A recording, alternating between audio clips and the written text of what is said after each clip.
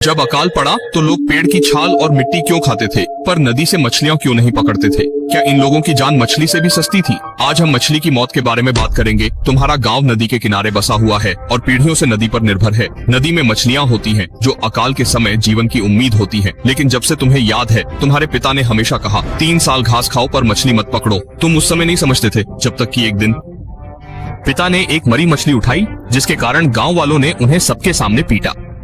मछलियों की डरावनी बात सामने आई।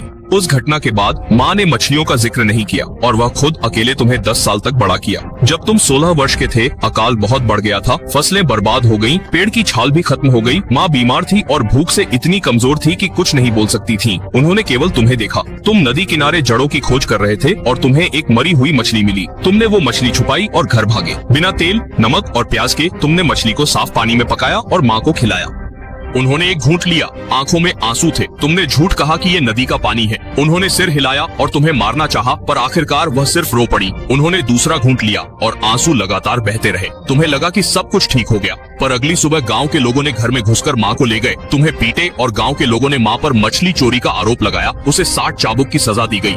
तुम जमीन पर घुटने टेककर माँ को पिटते हुए देखते रहे। उसकी पीठ तोड़ दी गई। तुम उनके पास भागे और उन्होंने तुम्हारे चेहरे पर खून बिखर दिया। वह आदमी ठंडे रुके और कहा, ये नदी तो साहब की है, तुम यह मछली कैसे खा सकते हो? माँ के जाते ही तुमने उन्हें नदी के किनारे दफन किया। ये कसम खाई कि तुम कभी मछली नहीं खाओगे। तुम टूटी हुई टोकरी लेकर शहर भागे। छोटी मोटी नौकरियाँ, टॉयलेट साफ करना, मृत शरीर उठाना, बचे हुए खाने में गुजारा करना और घोड़े के अस्तबल में सोना। 2 साल बाद तुमने पैसे जुटाए और एक पहचान खरीदी। तुम नाव संचालन के अधिकारी बन गए। अब पहचान मिल गई, तुम इत्मीनान से अधिकारी के करीब आ गए। तुमने मजदूरी की सारी कमाई उसी को दी। मेहनत सफल हुई। एक बार अधिकारी ने तुम्हें कहा कि गवर्नर कुछ गांवों को ठीक करना चाहते हैं। तुमने तुरंत इस मौके का फायदा उठाया और पुराने साहब के अपराधों की लिस्ट दी। अधिकारी को सुनते हुए खुशी हुई और कुछ दिनों बाद उसने तुम्हें नोटिस दिया और यह काम सौंपा।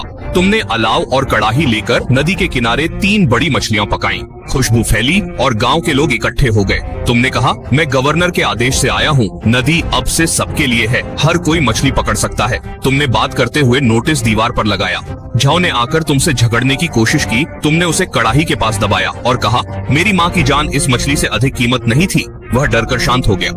तुमने पकी हुई मछली माँ की कब्र पर रखी और कहा, माँ, आज हम चोरी नहीं करते, आज हम अपनी मछलियां खाते हैं। उस साल नदी की मछलियां आजाद हुई। पुराने साहब पर आरोप लगा और झाव को निर्वासन मिला। गांव के लोगों ने पहली बार जाना कि नदी उनकी थी। उस दिन उन्होंने मछलियां खाई, कुछ रोते हुए, कुछ घुटने टेककर, कुछ कंचन कंकड़ से चिपके रहकर, और तुम्हारा नाम पुकारते रहे। तुमने देखा कि नदी का पानी बह रहा था और वह आखिरकार साफ हुआ।